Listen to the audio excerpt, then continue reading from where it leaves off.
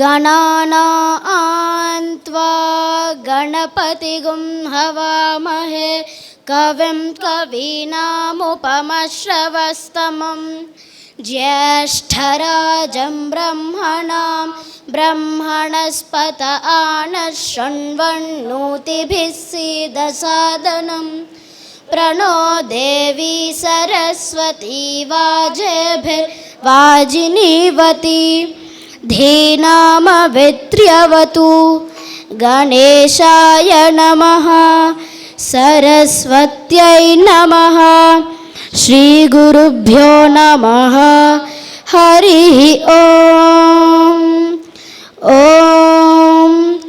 यश्छन्दसां वृषभो विश्वरूपः छन्दोभ्योऽध्यमृतात् सम्बभूव समेन्द्रो मेधया अस्पृणोतु अमृतस्य देवधारणो भूयासं शरीरं मे विचर्षणं जिह्वां मे मधुमत्तमा कर्णाभ्यां भूरिविश्रुवं ब्रह्मणः कोशोऽसि मेधया पिहितः श्रुतं मे गोपाय मेधा देवी जुषमाना न आगा द्विष्वाची भद्रा सुमनस्यमाना त्वया जुष्टानुदमाना दुरुक्तान् बृहद्वदेम विदधे सुवीराः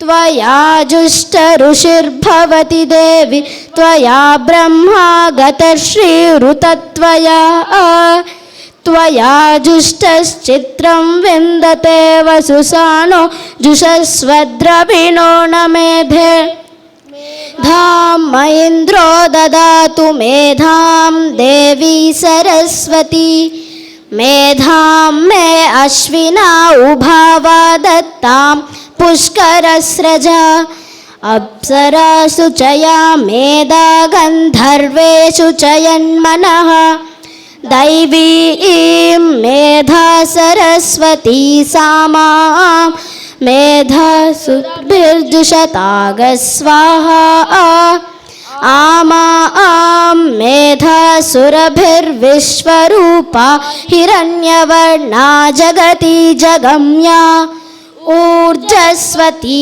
पयसा पिन्वमाना सामां मेधा सुप्रतीका जुषन्तां मयि मेधां मयि प्रजां मयि अग्निस्तेजो दधा मयि मेधां मयि प्रजां मयीन्द्र इन्द्रियं दधातु मयि मेधा मयि प्रजां मयि सूर्यो भ्राजो दधातु हंस हंसाय विद्महे परमहंसाय धीमहि तन्नो हंसः प्रचोदयात्। ॐ शान्ति शान्ति शान्तिः।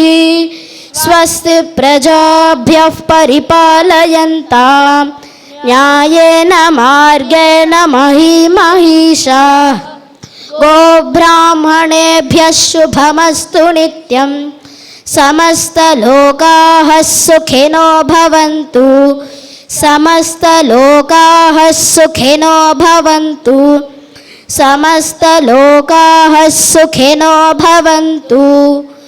ॐ शान्ति शान्ति शान्तिः।